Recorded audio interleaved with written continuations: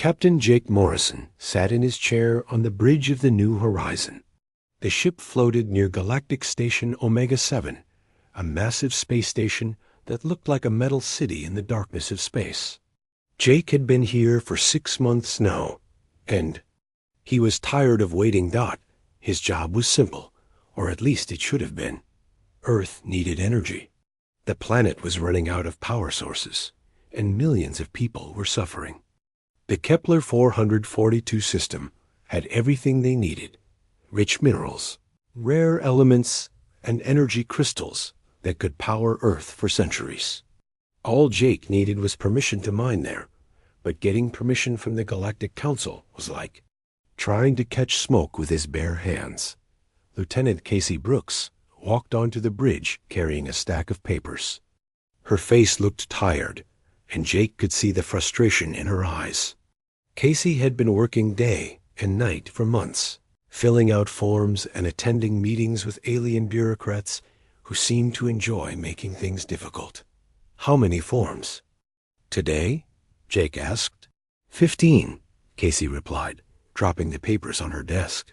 "And they want us to redo the environmental impact study. Again, the Zephyrians say our first study didn't consider the effects on crystalline formations that might exist in empty space." Jake rubbed his forehead. The Zephyrians were one of 12 alien species that controlled the Galactic Council. Each species had their own department, their own rules, and their own ways of making life difficult for humans. The Zephyrians were obsessed with environmental protection, even in places where there was nothing to protect. "What about the Crystalline Collective?" Jake asked. "They want all our mining crew to take cultural sensitivity training. 3 months of classes about respecting sacred void spaces. Apparently, empty space between stars is sacred to them." Jake stood up and walked to the window. Outside, he could see alien ships coming and going from the station. Most of them belonged to species that had been part of the galactic community for thousands of years. Humans were newcomers, and it showed in how they were treated. "The Mantoid hegemony wants something too," Casey continued. "They insist on psychic evaluations for every human worker. They think our minds are too chaotic for mining operations." Jake turned back to Casey. "How long have we been at this?" 6 months, 2 weeks, and 3 days, she answered without looking at her notes. "We filed 247 forms, attended 52 committee meetings, and translated documents into 9 different alien languages, and we're still no closer to getting approval." The door to the bridge opened, and Dr. Ben Parker walked in. Ben was the ship's science officer, a quiet man who usually stayed in his lab.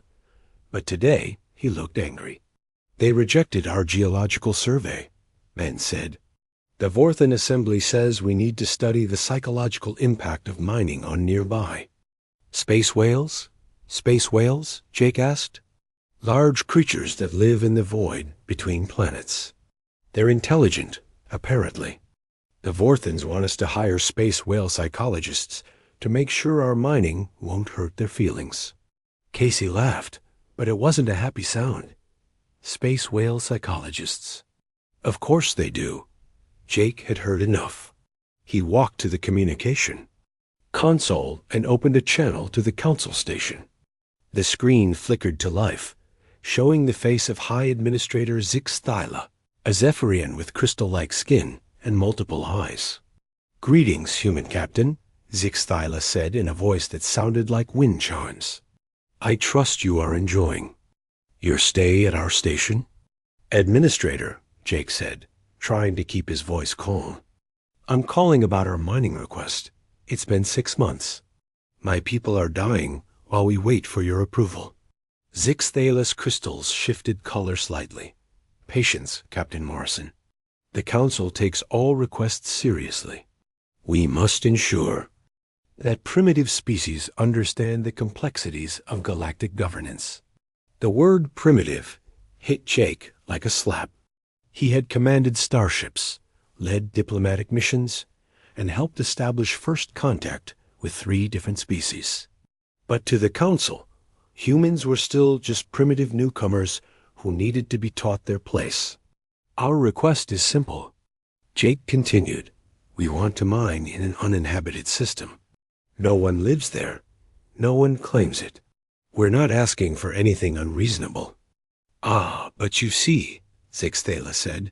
His crystals now glowing with what Jake had learned was amusement. Simplicity is the enemy of proper procedure. Each form serves a purpose. Each committee provides necessary oversight. Each delay ensures that all aspects have been considered. And while you consider all aspects, people are dying on Earth. Death is unfortunate, but order is eternal. The Council has maintained galactic peace for 10,000 years through careful bureaucracy.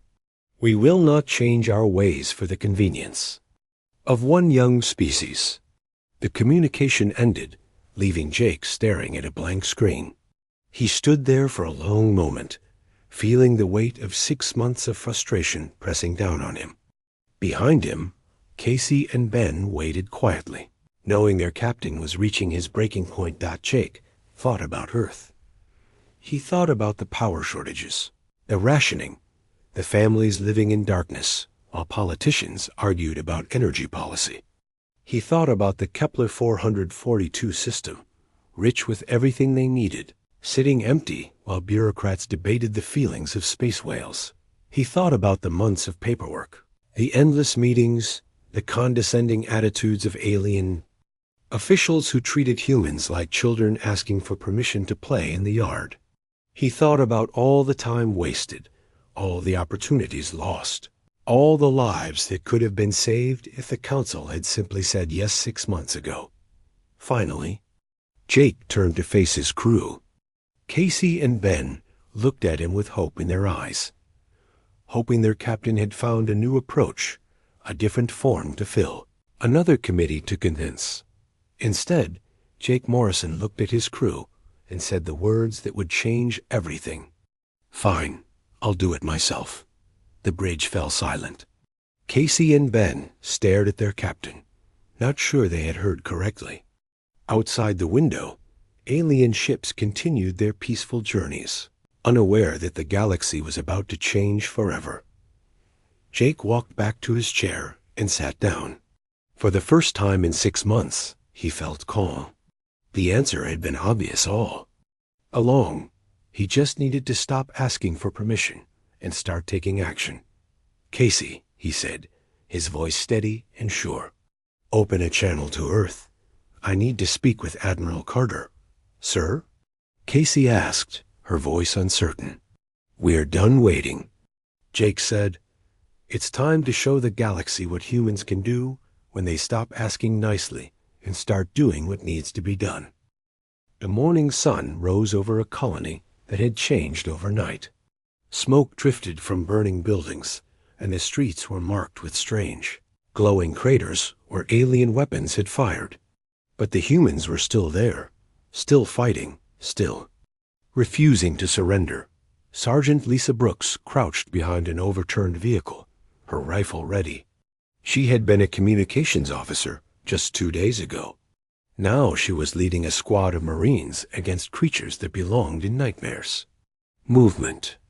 2 o'clock, whispered Corporal Dan Miller, a young man who had joined the colony as a mechanic. Now he carried a salvaged alien weapon, its design strange and threatening in his human hands. Lisa looked where he pointed. A Vorthic warrior was moving carefully down the street, its red eyes scanning for prey. The alien was huge, its armor gleaming black in the morning light. But Lisa noticed something important. It was being careful. Yesterday, these creatures had walked boldly through the colony.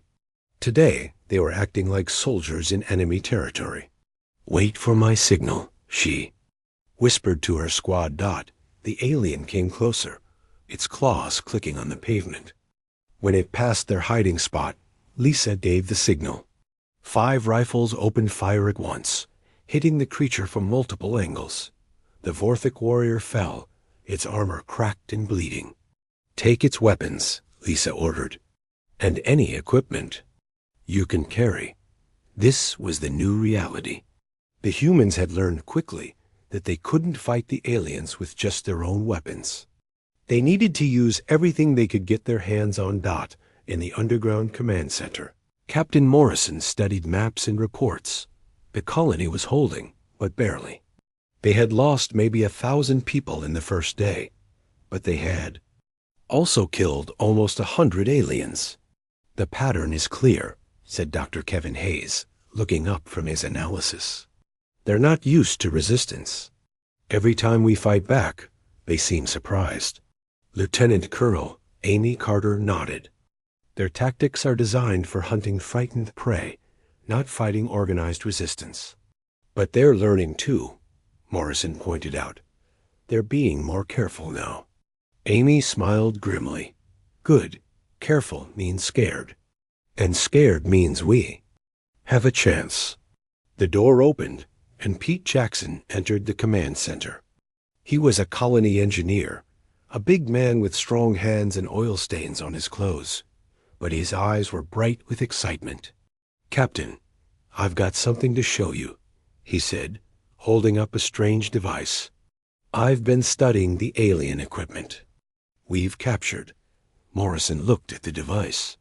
It was clearly alien technology, but Pete had attached human components to it. "What does it do?"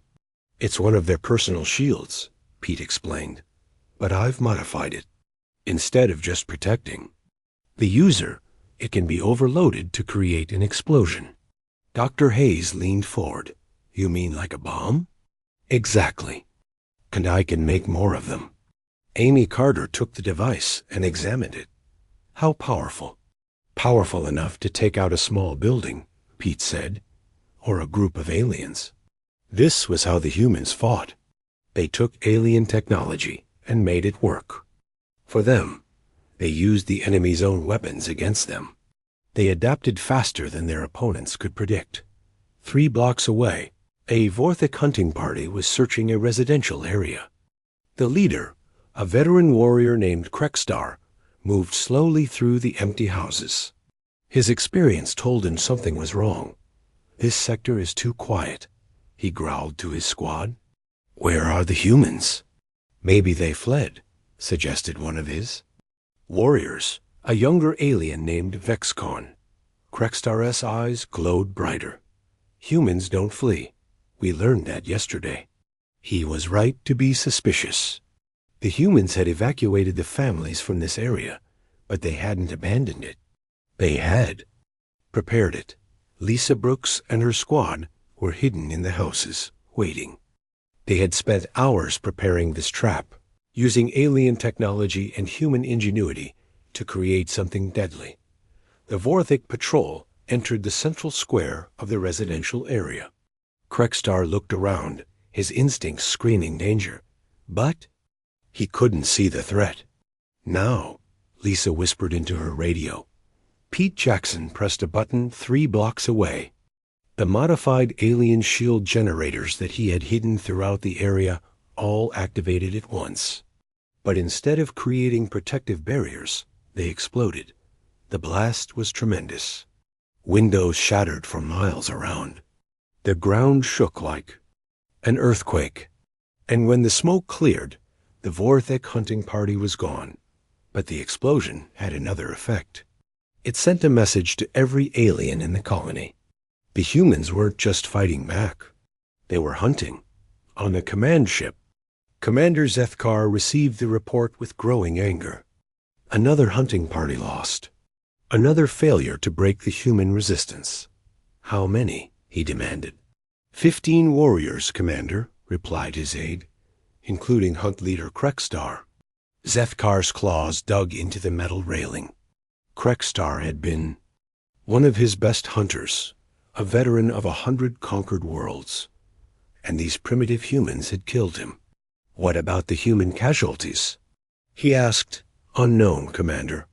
But intelligence suggests they lost very few in the attack." This was impossible. The humans should have been broken by now. They should be begging for mercy, offering to surrender in exchange for their lives. Instead, they were becoming more dangerous.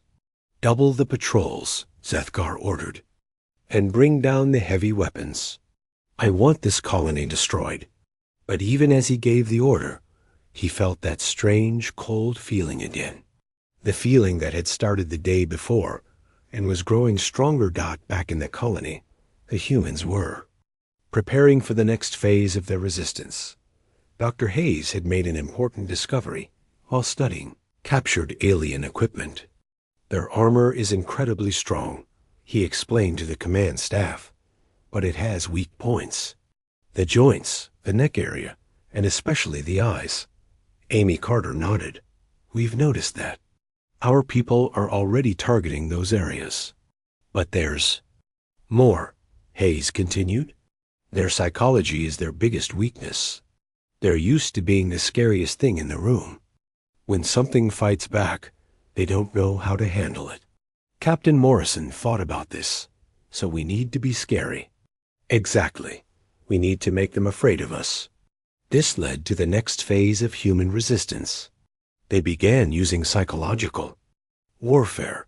They left messages in the alien language, threatening the Vorthic warriors. They played recordings of human war songs through speakers, filling the air with sounds of violence and defiance. Most importantly, they began displaying the bodies of dead aliens where the living ones would find them. They showed the Vorthic that they were studying their anatomy, learning their weaknesses, preparing to hunt them more effectively. The effect was immediate. Vorthic warriors began to request reassignment from ground operations. Some refused orders to enter certain areas of the colony. The word human was becoming associated with danger rather than prey. Young Vexcon was one of the first to crack. After seeing the bodies of his hunting party displayed like trophies, he went to his commander. I request transfer to ship duty, he said, his voice shaking. His commander, a scarred veteran named Vexmore, looked at him with disgust. You fear the prey? They're not prey, Vexcon replied. There's something else, something wrong. Vexmore backhanded the young warrior, sending him sprawling. There is no creature in this galaxy that a Vorthic should fear. You will return to your duties, or you will be executed for cowardice. But even as he said this, Vexmore felt doubt creeping into his mind. The humans were not behaving like any species he had encountered. They seemed to enjoy the fighting. They showed no fear of death. And they were getting better at killing his people. In the human command center, reports were coming in that showed their tactics were working.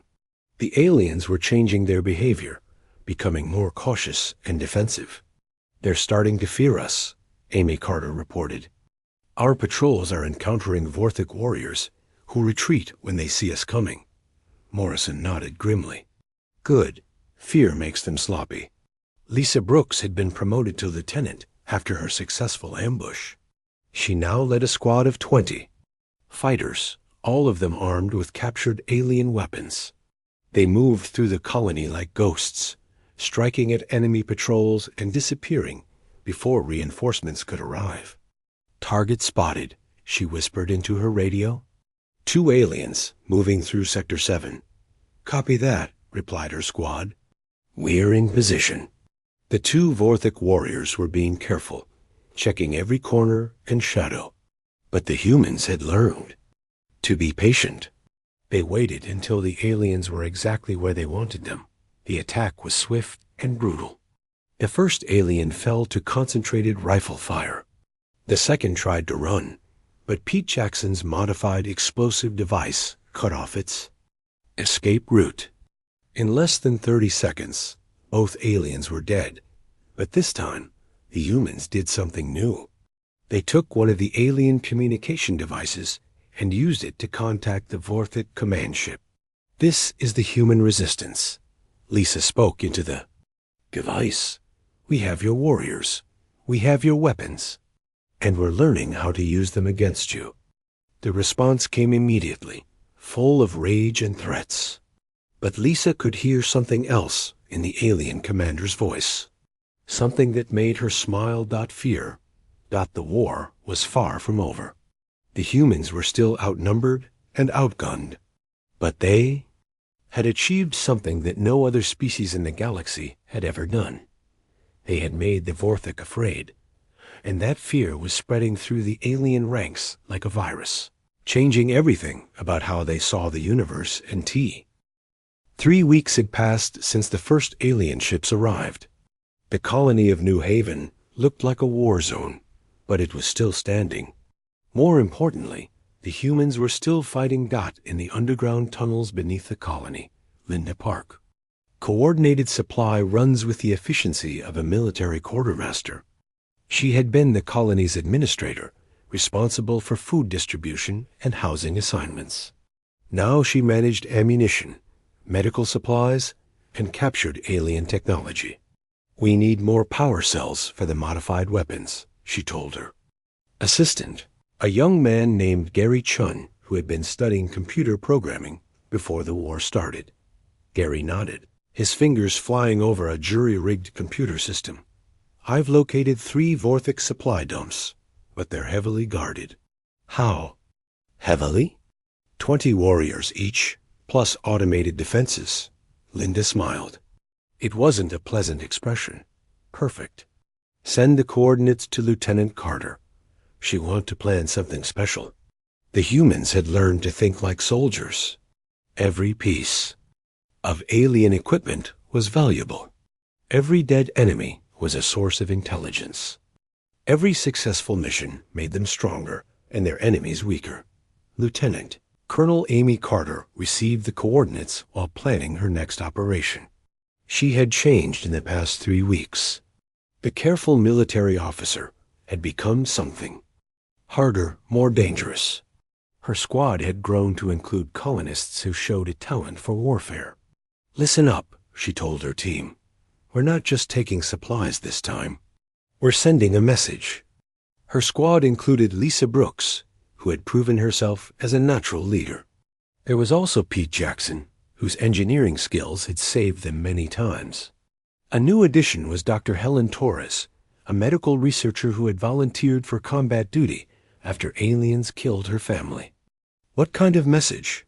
Lisa asked. Amy's smile was cold, the kind that makes them afraid to leave their ships. The attack on the first supply dump began at dawn. The humans had learned to move silently through the colony ruins, using the destroyed buildings as cover. They had studied alien patrol patterns and knew exactly when and where to strike. The Vorthik guards never saw them coming. The first indication of attack was when their automated defenses exploded, destroyed by Pete Jackson's modified bombs. By the time the warriors realized they were under attack, half of them were already dead. But the humans didn't just take the supplies and leave. They did something that would haunt the surviving aliens for weeks to come.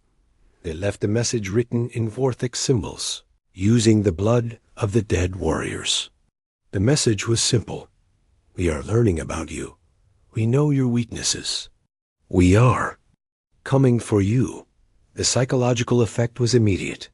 When the next Vorthik patrol found the scene, 3 of the warriors refused to continue their mission.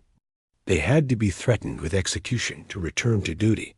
On the command ship, Commander Zethkar read the reports with growing concern. The humans weren't just fighting anymore. They were hunting his people with calculated precision. "They're using our own tactics against us," he told his staff. "They study our movements, set traps, and strike when we're weakest." His aide, a veteran warrior named Kexival, shifted uncomfortably. "Commander, some of the younger warriors are requesting transfer to other sectors." "Transfer?" Zethkar's voice was dangerous. "They want to flee from prey?" "They say the humans are not prey, Commander. They say there's something else." Zethkar's claws scraped against the metal deck. He had been wondering the same thing. In 3,000 years of conquest, no species had ever adapted this quickly to Vorthik tactics. "What do our analysts say?" "About human psychology?" he asked. Kexival consulted his datapad. "They're confused, Commander. Human behavior doesn't match any known prey species. They seem to become more dangerous when threatened, not less." This was the truth that the Vorthik were struggling to understand. Most species became paralyzed by fear when faced with overwhelming force. They surrendered, they fled, or they collapsed into chaos. Humans did the opposite. They organized. They adapted. They learned. And they became more dangerous with each passing day. In the Human Command Center, Dr. Kevin Hayes was making discoveries that changed everything. He had been studying captured alien equipment and biology samples for weeks, and his findings were remarkable. "They're not as advanced as we thought," he told Captain Morrison. "Their technology is powerful, but it's not innovative. They've been using the same basic designs for centuries." Morrison looked at the data on the screen. "What does that mean for us?" "It means they're not used to opponents who can adapt. They expect their superior technology to win battles automatically." This insight led to the next phase of human resistance. Instead of just stealing alien weapons, they began to modify them. Pete Jackson's engineering team worked around the clock, improving captured technology with human innovation. "Look at this," Pete said, showing Morrison a modified alien rifle. "Their version fires in single shots. I've modified it to fire in bursts. It's more effective against their armor." Dr. Torres had made her own discoveries. "Their biology is fascinating," she explained. "They're incredibly strong and well-armored, but they have no redundancy in their vital systems. Hit them in the right spot, and they die instantly." The humans began sharing this information with resistance cells throughout the colony. Every fighter learned the exact locations of alien weak points. Every weapon was modified for maximum effectiveness. The result was a dramatic increase in human combat effectiveness. Alien casualties began to mount rapidly, while human losses decreased. Gary Chun had been working on something even more important. The young programmer had been studying captured alien communication equipment, trying to understand their language and technology. "I've broken their encryption," he announced during a staff meeting.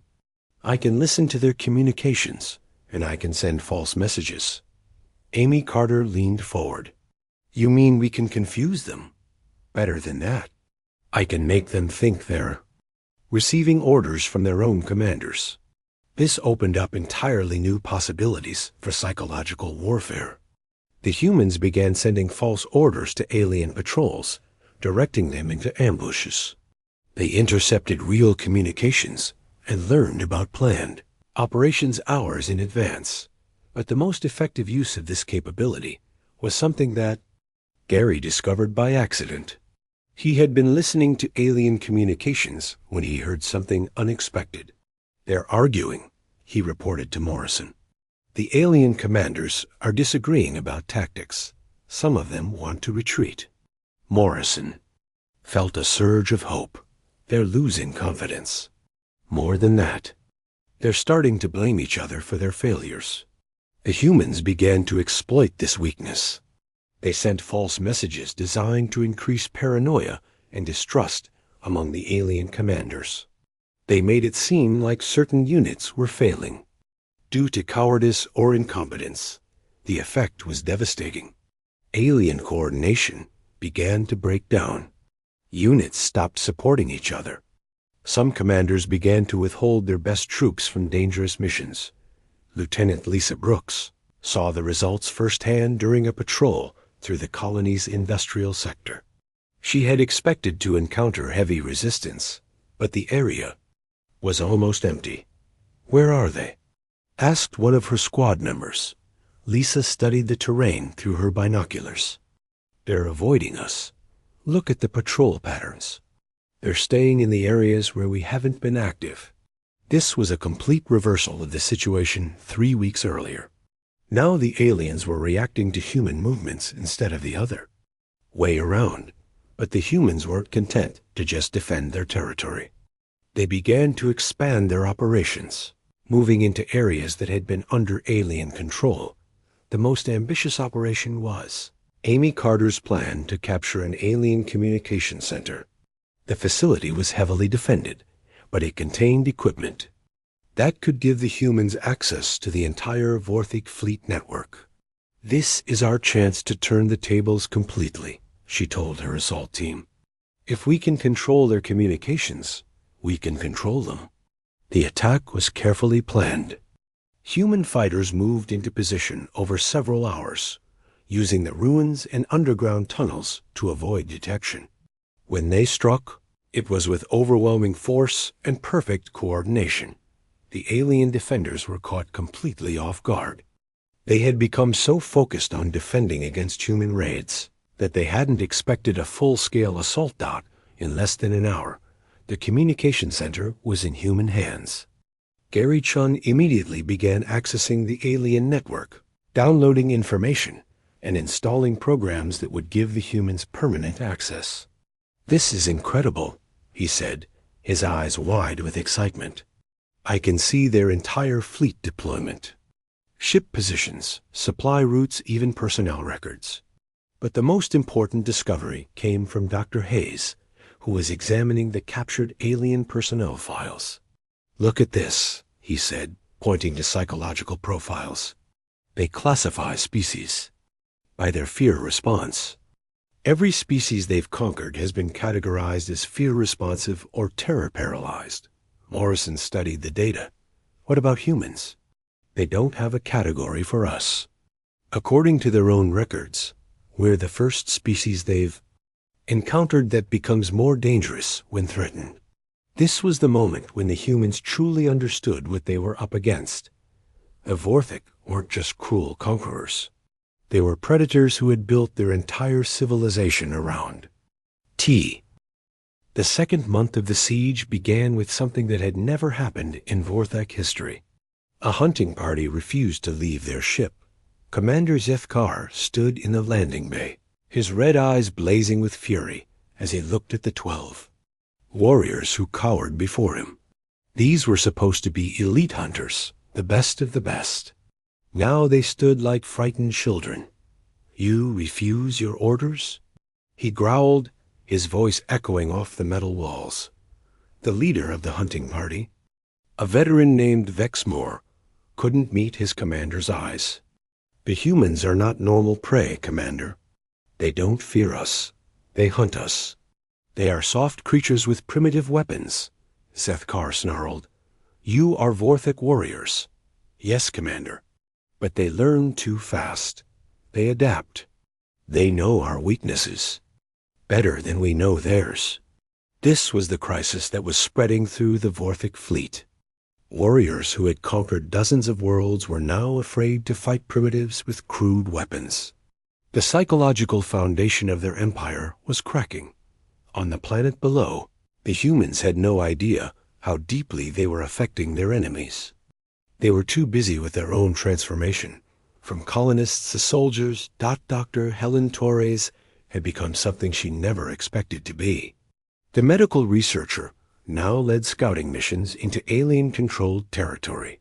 She moved through the ruins of the colony with the silent grace of a predator, her modified alien rifle ready for action. "Movement ahead," she whispered into her radio. "Two aliens. Looks like they're setting up some kind of equipment." Her squad moved into position.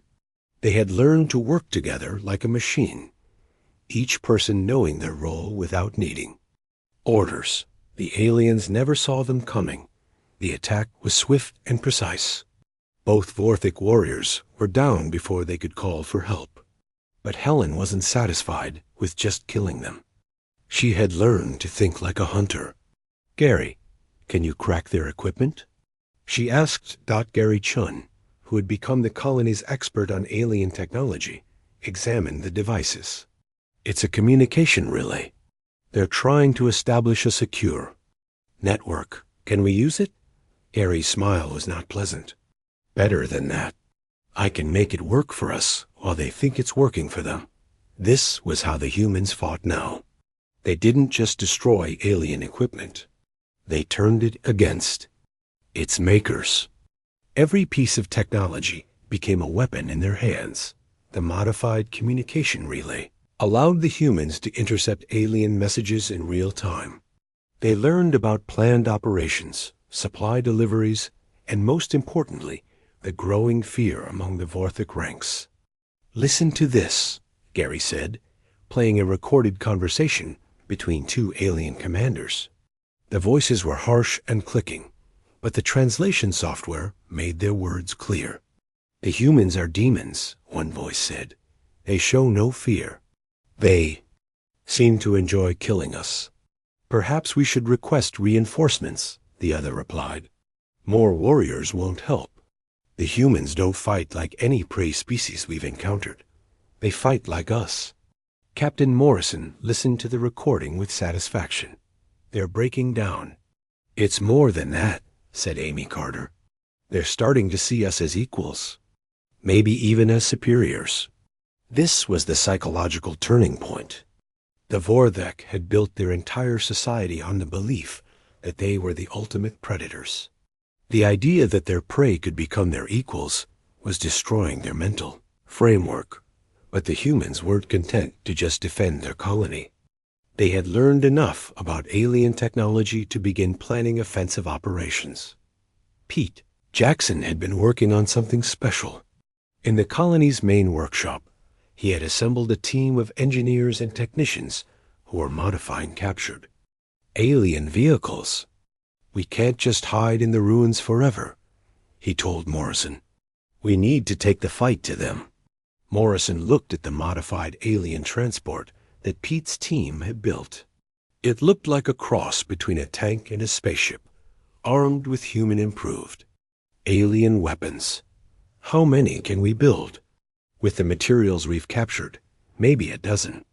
But there'll be enough to hit their supply bases and communication centers." The first human offensive began at dawn. 3 modified vehicles, each carrying a squad of fighters, moved through the colony toward the alien-controlled spaceport. The Vorthik guards saw them coming, but couldn't believe what they were seeing. "Impossible," one alien warrior said to his companion. "Prey doesn't use vehicles." "Those aren't prey," the other replied, his voice shaking. "Those are hunters." The attack was devastating. The human vehicles were faster and more maneuverable than anything the aliens had encountered. Their weapons had been improved with human engineering, making them more accurate and powerful. But the real shock came when the humans got out of their vehicles. They moved with the coordination of a professional military unit, using tactics that the aliens had never seen before. Dr. Torres led her squad through the spaceport with ruthless efficiency. They knew exactly where to strike, having studied the facility through intercepted communications. Every shot was precise, every movement calculated. The aliens tried to mount a defense, but they were confused and demoralized. Their weapons were designed for hunting frightened prey, not fighting an organized military force. In less than 2 hours, the spaceport was inhuman. The 3rd month of the siege began with news that shook the Vorthik Empire to its core. 7 worlds had declared independence, their slave populations rising up in coordinated rebellions. All of them cited the human resistance as their inspiration. Emperor Vashtok himself took personal command of the situation from the imperial throne world. In 3,000 years of rule, nothing like this had ever happened. The empire that had seemed unbreakable was cracking at its foundations. "Bring me the commander of the human operation," he ordered his generals. "I want to understand how 50,000 primitives have caused this chaos." On the human colony, the survivors had no idea they had sparked a galactic revolution. They were too busy with their own transformation from refugees to something else entirely. The colony now had fewer than 10,000 people left alive. But those survivors had become something that the galaxy had never seen before. They were humans who had learned to hunt the hunters. Captain Morrison stood in the main command center, which had been moved deep underground for safety. Around him, displays showed the status of human operations across the colony. They weren't just surviving anymore. They were winning. "Report," he said to Amy Carter, who had been promoted to colonel after her successful campaigns. "We control 60% of the colony's surface," she replied. "The aliens are confined to 3 heavily defended positions. They're not even trying to patrol anymore." This was the complete reversal of the situation 3 months earlier. Now the Vorthik were the ones hiding in fortified positions while humans moved freely through their own territory. Pete Jackson had achieved something remarkable. His engineering team had not only repaired captured alien ships, they had improved them. The first human-operated Vorthik vessel had launched successfully the day before. "The ship handles better than the original design," he reported to Morrison. "Our modifications make it faster and more maneuverable. Plus, we've added some surprises that the aliens won't expect." Gary Chun had made even more impressive progress. He now had complete control of the alien communication network in the local system. But more than that, he had learned to think like a Vorthik. "I've been studying their psychology through their personal messages," he explained. "They're pack hunters by nature. They rely on group confidence and shared aggression. When that breaks down, they become much weaker." Dr. Helen Torres nodded. "We've seen that in our prisoners. Isolated from their pack, they become almost helpless." The human understanding of Vorthik psychology had become their greatest weapon. They knew exactly how to break down alien morale and turn the Predators' own instincts against them. But the real breakthrough came from an unexpected source. Sophie Davis, who had been 10 years old when the war started, had grown up during the Alf siege. Now 13, she had become something unique in human history. "I've been talking to the alien prisoners," she told Morrison during a strategy meeting. "Not interrogating them, just talking." Morrison looked surprised. "What do they say?" "They're confused by me. They understand adults as either predators or prey. But children are something else to them. They don't know how to categorize me." This insight led to a new form of psychological warfare. The humans began using their children to communicate with alien prisoners. The effect was devastating to Vorthik. Psychology. Young Sophie became the voice of humanity that broadcast to the alien fleet. Her messages were simple, but terrifying to creatures who had built their identity around being the scariest thing in the galaxy. "We are human children," she said in her clear, calm voice. "We grow up learning about war. We play games that simulate combat. We tell stories about fighting monsters. You thought you were monsters, but you're just another enemy to us." These broadcasts were intercepted throughout the galaxy. On enslaved worlds, children began repeating Sophie's words.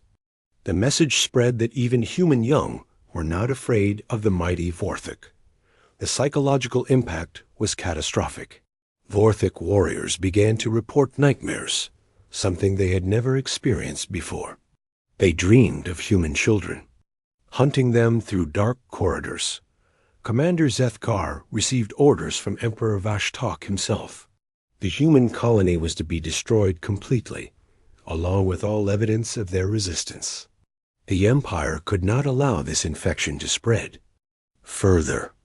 "Use the planet-killer weapon," the Emperor commanded. "Reduce the entire world to dust." This was the ultimate weapon in the Vorthik arsenal, a device that could shatter planets. It had only been used 3 times in their history, against enemies who possessed weapons that threatened the Empire itself. But as Zethkar prepared to give the order, something unexpected happened. His own crew began to object. "Commander," said Keksevol, his voice shaking, "using the planet killer will be seen as an admission of defeat. It will tell the galaxy that we fear these humans." "We do not fear prey," Zethkar snarled, but his voice lacked conviction. "Then why are we destroying their world instead of conquering it?" This question hung in the air like a poison. The truth was that the Vorthik had already lost the psychological war. They were acting out of fear, not strength, before. Zethkar could give the order. Alarms began sounding throughout the ship. Human fighters, flying captured and modified Vorthik vessels, had launched a direct assault on the command fleet. "Impossible," Kexival whispered. "They're attacking us in space." The human pilots were led by Lisa Brooks, who had learned to fly. Alien ships through pure determination and human adaptability. Her squadron of 12 fighters moved through space with coordination that stunned the watching aliens. "This is Human Squadron 1. She broadcast on all frequencies. We're coming to visit." The human attack was not designed to destroy the alien fleet. They didn't have enough ships for that. Instead, it was designed to send a message. The humans could reach their enemies anywhere. Even in the supposed safety of space. The squadron hit 3 Vorthik ships with surgical precision, targeting communication arrays and weapon systems. They disabled rather than destroyed, showing that they had the skill to do far more damage if they chose. But the real shock came when Lisa's ship docked with the command vessel. She and her squad boarded the alien flagship, moving through its corridors like they owned the place. "We're here to deliver a message," she announced as she and her team reached the bridge. From Captain Morrison to Commander Zethkar. Zethkar stood surrounded by his warriors, but none of them moved to attack. The sight of humans walking calmly through their most secure ship had paralyzed them with disbelief. "What message?" he asked, his voice barely a whisper. Lisa smiled, and it was not a pleasant expression. "You can leave now, or you can stay and learn what it feels like to be hunted by humans. Your choice." She placed a small device on his command console and activated it.